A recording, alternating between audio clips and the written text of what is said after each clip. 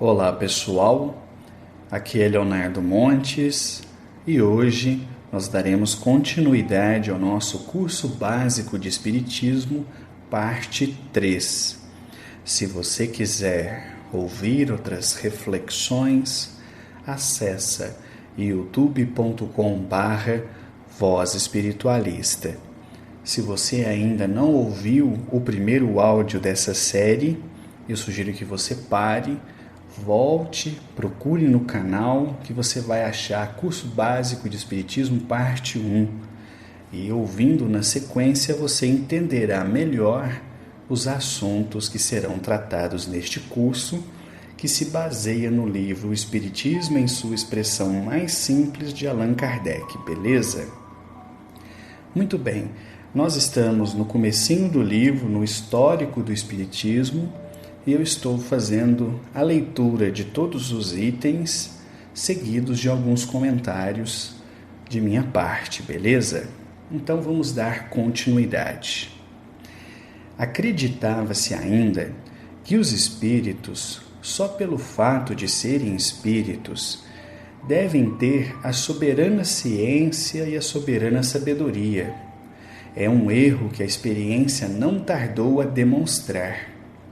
Entre as comunicações feitas pelos espíritos, algumas são sublimes, de profundidade, eloquência, sabedoria, moral, e só respiram bondade e benevolência.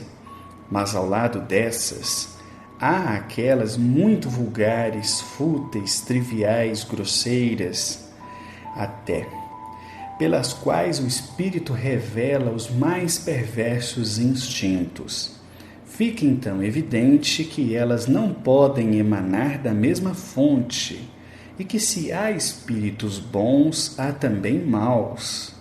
Os espíritos, não sendo mais que as almas dos homens, naturalmente não podem tornar-se perfeitos ao abandonar seu corpo.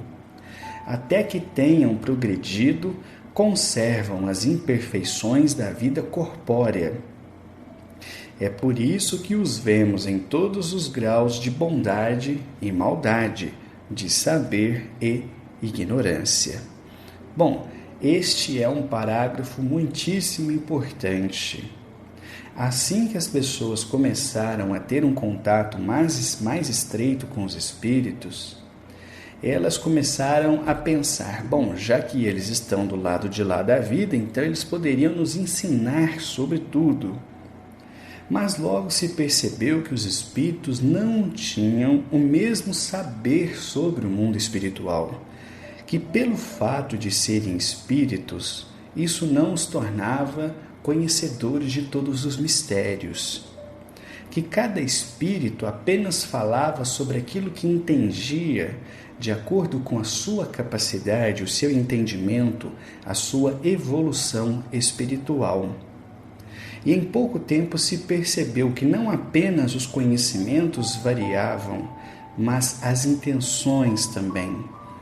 Haviam comunicações bondosas, benevolentes, que visavam auxiliar, esclarecer, ajudar. Mas também haviam comunicações grosseiras, fúteis, maldosas. Então, rapidamente se percebeu que, não sendo mais do que a alma dos homens, os espíritos existiam com todos os graus de evolução e com as mais diferentes formas de conhecimento. Então, se há por um lado os bons espíritos, por outro também há os maus espíritos. E isso foi uma compreensão muitíssimo importante para que o edifício da doutrina espírita pudesse, de fato, ser erguido. Vamos continuar. Os espíritos geralmente se comunicam com prazer, constituindo para eles uma satisfação ver que não foram esquecidos. Descrevem de boa vontade suas impressões ao deixar a terra, sua nova situação, a natureza de suas alegrias e sofrimentos no mundo em que se encontram.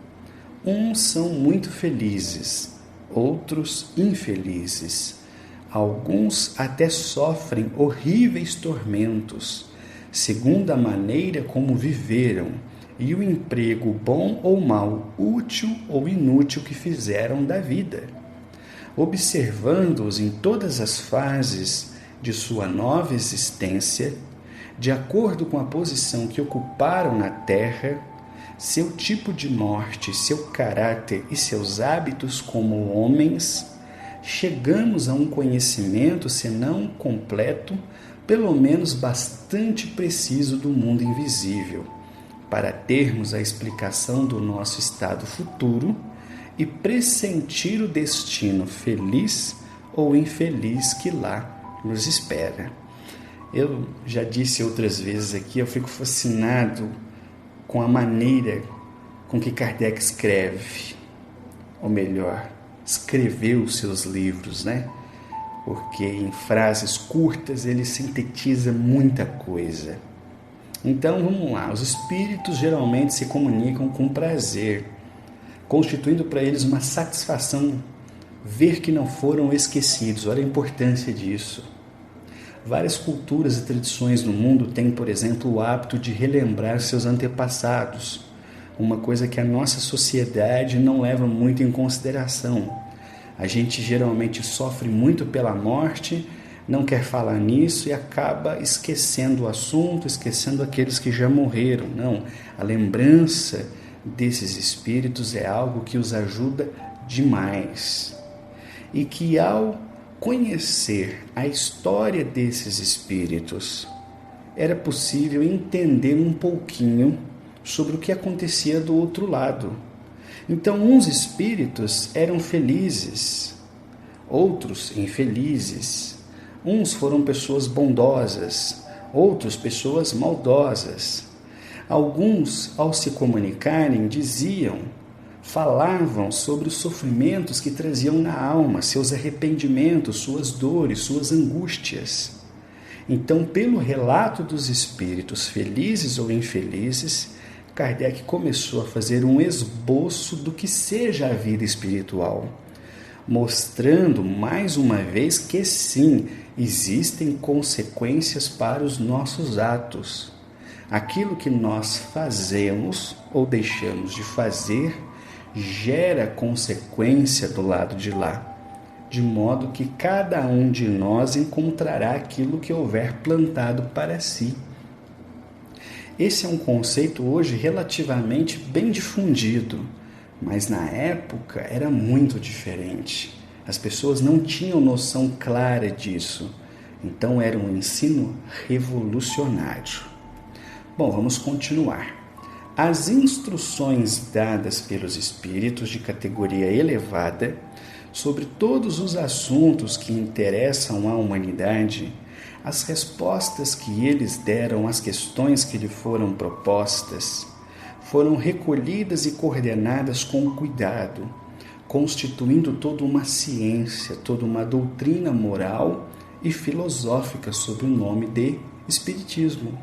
O Espiritismo é, pois, a doutrina fundada sobre a existência, as manifestações e o ensinamento dos espíritos. Esta doutrina acha-se exposta de modo completo em O Livro dos Espíritos, pela parte filosófica, em O Livro dos Médiuns, pela parte prática e experimental, e em O Evangelho segundo o Espiritismo, pela parte moral. Podemos avaliar, pela análise que faremos abaixo dessas obras, a variedade, a extensão e a importância das matérias que ela engloba. Então vamos lá. A partir dessas instruções que Kardec foi coletando com os espíritos, através de diversos médiuns, e foi encontrando então uma base, uma coerência, um pensamento comum que surgia em todas as partes, ele foi organizando esses ensinos, essas propostas, e, a princípio, ele publicou o Livro dos Espíritos, que, como ele mesmo diz, tem a parte filosófica do Espiritismo. Na sequência, o Livro dos Médiuns, que tem a parte experimental, a parte prática. E depois, com o Evangelho segundo o Espiritismo, a parte moral. Essa é a tríade, uma parte filosófica, uma parte experimental e uma parte moral. Esse é o triângulo, vamos assim dizer, doutrinário, aquilo que verdadeiramente estrutura o Espiritismo, pelo menos neste momento, o Espiritismo nascente. Então, esse termo Espiritismo foi usado para fazer referência aos ensinos destes espíritos que se comunicaram com Kardec. Até algumas pessoas questionam, mas hoje tem muitos espíritos que se manifestam em muitas doutrinas diferentes e que dão visões diferentes. Ok, mas isso é uma coisa que se vivencia hoje. Naquele momento, por um lado havia igreja católica, por outro igreja protestante. As comunicações espirituais vinham por uma única via, que era o Espiritismo. E daí vai surgir todo esse conjunto doutrinário, toda essa base que vai então servir para edificar a doutrina espírita. Bom, continuando. Como vimos, o Espiritismo teve seu ponto de partida no fenômeno vulgar das mesas girantes. Mas como esses fatos falam mais aos olhos que a inteligência, despertam mais curiosidade que sentimento, satisfeita a curiosidade, fica-se tão menos interessado quanto maior é a falta de compreensão. A situação mudou quando a teoria veio explicar a causa, sobretudo quando se viu que dessas mesas girantes com as quais as pessoas se divertiam há algum tempo, saía toda uma doutrina moral que fala à alma, dissipando as angústias da dúvida, satisfazendo a todas as aspirações deixadas no vácuo por um ensinamento incompleto sobre o futuro da humanidade. As pessoas sérias acolheram a nova doutrina como um benefício e, a partir de então, longe de declinar, ela cresceu com incrível rapidez. No espaço de alguns anos, conseguiu adesões em todos os países do mundo, sobretudo entre pessoas esclarecidas. Inúmeros partidários que aumentavam todos os dias em uma proporção extraordinária, de tal forma que hoje pode-se dizer que o Espiritismo conquistou direito de cidade. Está assentado sobre bases que desafiam os esforços de seus adversários, mais ou menos interessados em combatê-lo. E a prova é que os ataques e críticas não retardaram sua marcha um só instante. Este é um fato obtido pela experiência, cujo motivo os oponentes nunca puderam explicar.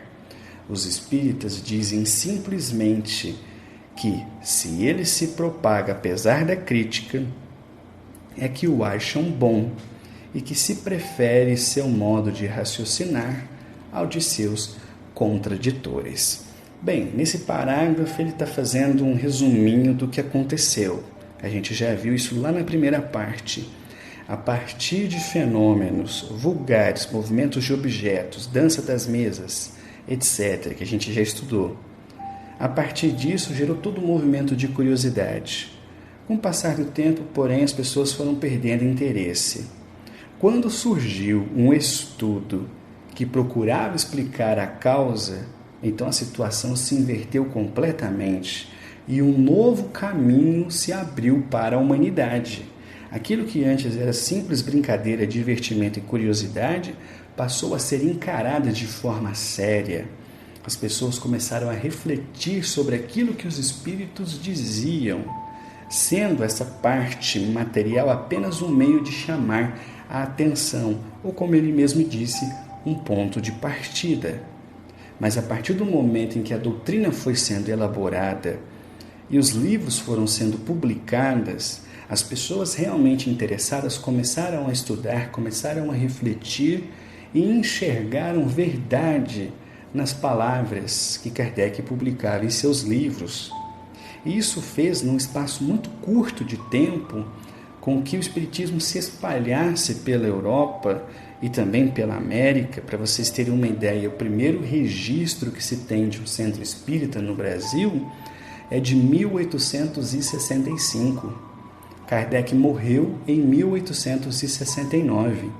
Então, 4 anos antes de Kardec desencarnar, já havia movimento espírita no Brasil. Então, olha como isso se espalhou. Da publicação do Livro dos Espíritos em 1857 a 1865, já havia centros espíritas no Brasil. E claro que aquelas pessoas, principalmente ligadas à igreja, fizeram muita oposição, atacaram muito o espiritismo. Portanto, vieram muitos adversários, muitas críticas, e ainda assim ele continuava crescendo. Existem alguns estudos que mostram, por exemplo, que nas revistas espíritas que Kardec publicava, ele se comunicou com mais de 1.000 centros espíritas, espalhados por vários continentes. Então, realmente, o espiritismo foi um fenômeno muito curioso ali em meados do século XIX. Vamos continuar mais um pouquinho. O espiritismo, entretanto, não é uma descoberta moderna. Os fatos e princípios sobre os quais ele repousa perdem-se na noite dos tempos, pois encontramos seus vestígios nas crenças de todos os povos e em todas as religiões, na maior parte dos escritos sagrados e profanos. Só que os fatos não completamente observados foram muitas vezes interpretados segundo as ideias supersticiosas da ignorância e não foram deduzidas todas as suas consequências. Então, esse é um ponto muitíssimo importante. Os críticos do Espiritismo muitas vezes diziam: bom, mas ele não está dizendo nada de novo. Vários filósofos do passado, vários povos primitivos também acreditavam nessa coisa de espíritos, da comunicação dos vivos com os mortos. E o próprio Kardec vai dizer: é verdade, nós não estamos fazendo nenhuma grande descoberta. O que nós estamos tendo a oportunidade é de observar melhor os fatos, coordenar com lógica, com precisão aquilo que os espíritos estão dizendo, reunir estes ensinos em forma de livros e, a partir disso, constituir uma doutrina. Mas vários povos, ao longo de toda a trajetória humana, também tiveram contato com esses ensinos, mas acabavam interpretando essas experiências segundo a sua cultura, segundo a sua tradição, segundo a sua religião. É por isso que frequentemente eu gosto de falar com as pessoas que me procuram sobre este assunto o seguinte, e isso é uma coisa que o próprio Kardec também fala em alguns momentos: no fundo de cada mito, de cada conto, de cada fábula, existe um fato espiritual genuíno, que foi distorcido, aumentado, diminuído, cortado, ampliado, de acordo com as crenças e tradições de cada povo. Mas o fato em si, quase sempre, é genuíno. Vamos continuar. Com efeito, o Espiritismo está fundado sobre a existência dos espíritos, mas os espíritos, não sendo mais que as almas dos homens, desde que há homens, há espíritos. O Espiritismo nem os descobriu, nem os inventou. Se as almas ou espíritos podem manifestar-se aos vivos, é que isso é natural e, portanto, eles devem tê-lo feito em todos os tempos. Assim, em qualquer época e qualquer lugar, encontramos a prova dessas manifestações abundantes, sobretudo nos relatos bíblicos. Esse é outro trecho interessante, porque as pessoas também acusavam, dizendo que o Espiritismo não havia inventado os espíritos ou descoberto que isso também já existia desde sempre. E novamente o Kardec fala: é verdade, porque se os espíritos são as almas dos homens e existem homens desde todos os tempos, então, desde que há homens na Terra, há, portanto, espíritos. E se a comunicação com eles está acontecendo agora, é porque ela é natural. Se ela é natural e está acontecendo agora, então ela também já aconteceu no passado.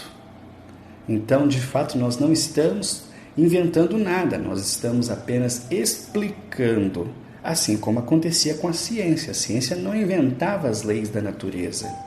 Mas quando a humanidade teve condições suficientes de analisar o funcionamento da natureza, surgiram então as ciências. A mesma coisa o Espiritismo estava fazendo. Não estava inventando nada, não estava descobrindo nada. Estava apenas criando métodos para conhecer e explicar explicar melhor os fenômenos espirituais.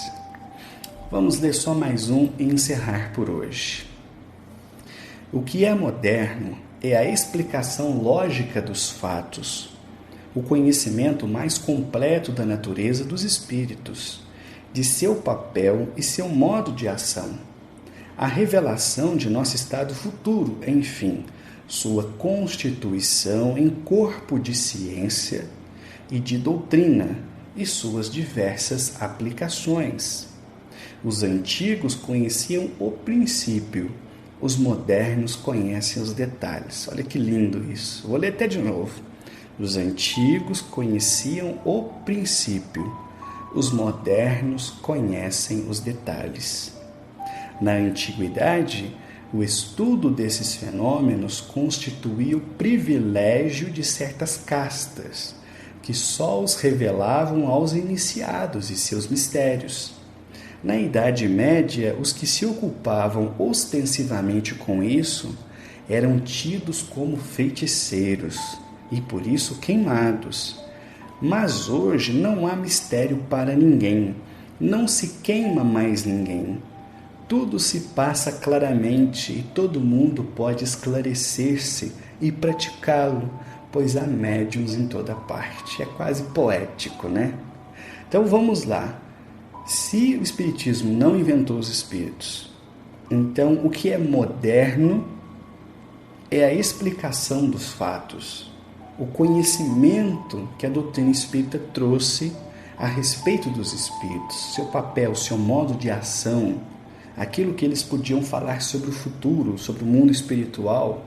Isso era uma explicação moderna, mas os fatos, as manifestações sempre existiram. E aí ele diz essa frase maravilhosa, né? Os antigos conheciam o princípio, os modernos conhecem os detalhes. Na antiguidade, de fato, esses estudos aconteciam nas escolas de mistérios, tanto nas escolas gregas quanto nas escolas egípcias e depois em tantas outras. Os iniciados eram aqueles que tinham acesso ao mundo espiritual, ao desenvolvimento da sua mediunidade, às percepções. As pessoas comuns não tinham acesso a este conhecimento. Quando o Espiritismo surge, ele vem romper este véu e dizer: não, qualquer um pode conhecer, qualquer um pode aprender, qualquer um pode entender. Então, o grande triunfo do Espiritismo, do meu ponto de vista, não foi propriamente a escrita dos livros, não foi propriamente entender esses espíritos, não. O grande triunfo do Espiritismo foi massificar este conhecimento. E isso é uma coisa tão efetiva que hoje no Brasil, por exemplo, uma boa parte da população, ainda que não seja espírita, ainda que se diga seguidores de crenças que não aceitam princípios espíritas, ainda assim boa parte da população acredita na reencarnação. Quem foi responsável por massificar o conhecimento a respeito dos espíritos e da reencarnação no Brasil foi o Espiritismo. Bem, vamos parando por aqui. Até a próxima. Um abraço a todos.